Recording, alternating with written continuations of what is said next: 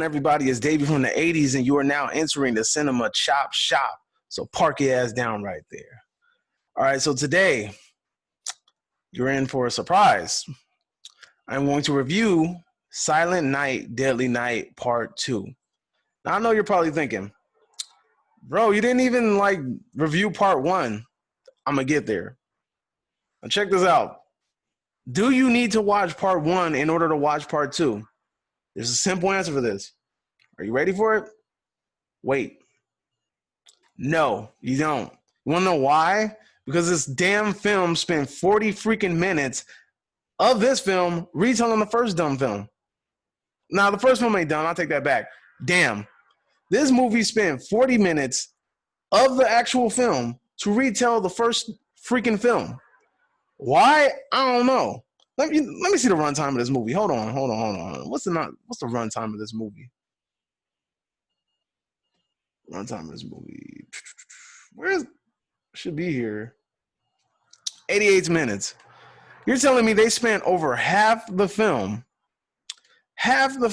retelling the first film, literally scene by scene. This dude is sitting in a psych ward retelling telling the psychologist what happened with his brother in the first movie.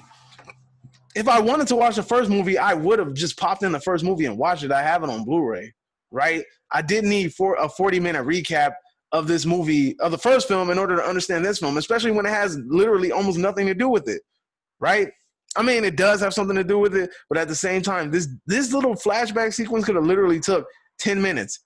Instead, it went 30 minutes above that. So it really took 40 minutes. And I'm sitting there watching this film with my wife, and I'm just like, are they really still retelling the first film? And she's just like, this movie is boring. And she on her phone, I'm on my phone, and I'm just sitting there waiting for it to be over. It got so bad to the point where I had to skip to where the actual movie starts to take place. The freaking cast of this film, most of the credit for the staff goes to the people from the first film because they showed so many people from the first film in this film. The cast list is longer from the archived footage than from this standalone film on its own. Anyway, so in the first film, you have this young boy who, I think his name is Billy. Yeah, Billy. He experienced a psychological trauma when he was young, and this eventually gets triggered on Christmas night or Christmas Day, and he goes crazy and starts killing people. That's the first film, right? So this film is basically watching or picking up after the events of that film, and it's following his little brother who apparently had some sort of psychological breakdown and killed people too. And he kind of took, in a way, he basically followed in his brother's footsteps. So they don't even show you, well, they show you, but you would think that this film would pick up after the young brother kind of snaps and then does his thing.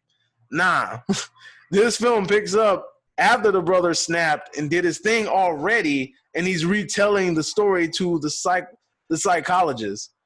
That was the stupidest concept I've ever seen in my life. Now, the brother's name is Ricky, right? Richard, short for Richard. And this film follows him trying to follow in the footsteps of his brother killing people on Christmas. Now, I guess I'll give you the idea of what. So basically, the idea is that Santa Claus punishes people who are naughty on Christmas. So in the first film, the brother had, like I said, a psychological trauma, which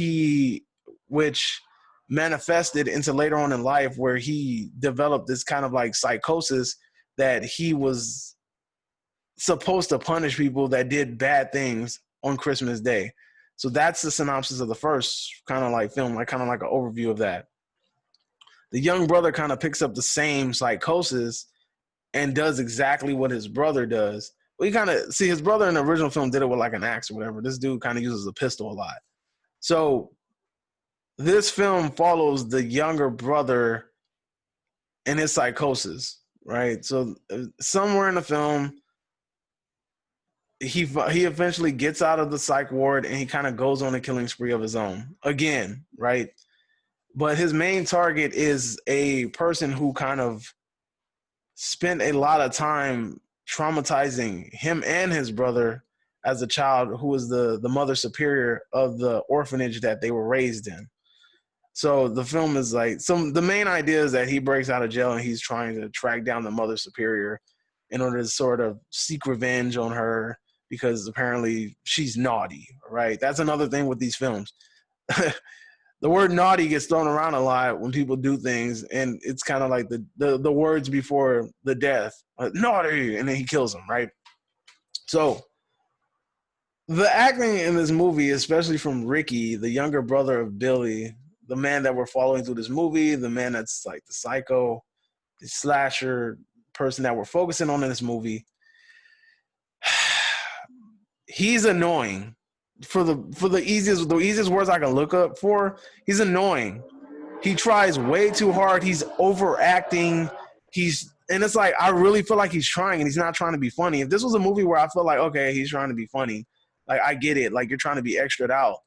He's not trying to be extra'd out. He's actually like, seems like he's really trying to look psychotic, and it looks fucking goofy.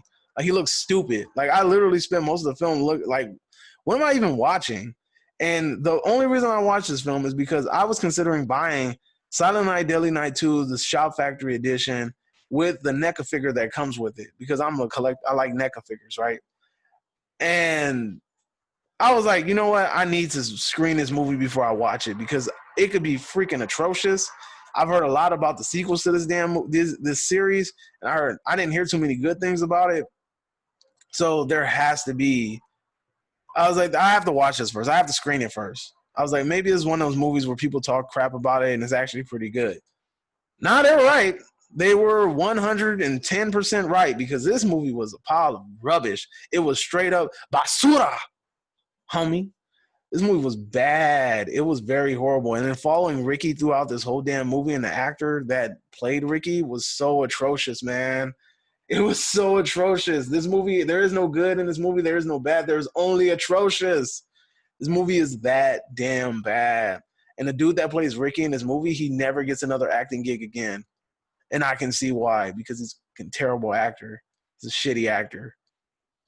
He deserved to never get a role ever again. And I hope he's standing at the end of the freeway at Santa Monica begging for change, because he doesn't deserve an acting gig ever in his life. And I hope his life fell apart after this film was created, because it's atrocious. So, is there any good in this film? Not really. I mean, the kill scenes were freaking stupid.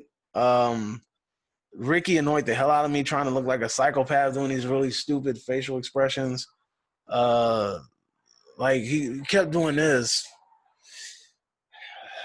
And I was like, do you have like a nervous tick? What the hell is wrong with you?